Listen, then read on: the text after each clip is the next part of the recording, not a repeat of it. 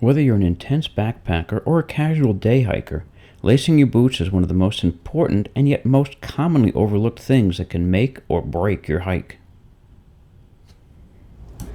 So I'm here with Georgia today to talk about tying my boots, and I have apparently done a terrible job. It's a fairly sketchy job there, Kyle. The concern I have primarily is that you can actually just pretty much get my whole hand underneath those laces. Sure, but it feels comfortable. It's true, and it's kind of like a slipper, but we don't go hiking in our slippers. It's fair enough. Same way with your running shoes, you're going to tie them so that when you're running, you don't get hurt. Same thing with your hiking boots. What we're going to start with, Kyle, here is starting to tighten it up. From the very bottom, you see that it's way too loose. And we want to tighten it up so to the point where really, and I hold it with my thumb to keep it tight, it kind of plucks like a guitar. Okay. If it gets uncomfortable at a point, you can actually cross over here and leave this open. Sure. Because sometimes that can cause a blister for somebody. Yep. So you really tie your boot for your foot.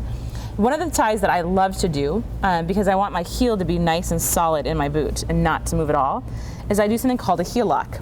We go straight up these two rings here, and then we're going to cross over. Then we're going to sew through the loops that I've just created with this tie. And it can get a little frustrating when you're doing this for yourself, but just be patient because everyone learns this tie and it takes a little bit, and we all feel awkward doing it to our own foot.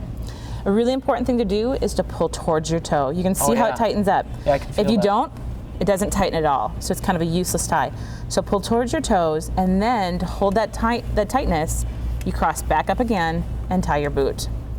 And you can feel that that's really going to hold your foot. Yeah, it's really locking it in there. Yep. Kyle, you've done a good job on this foot.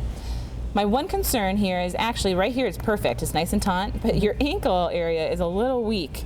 If you have a pack on, you want that ankle support. So we just start from the bottom, make sure this is nice and tight, and we'll go that way.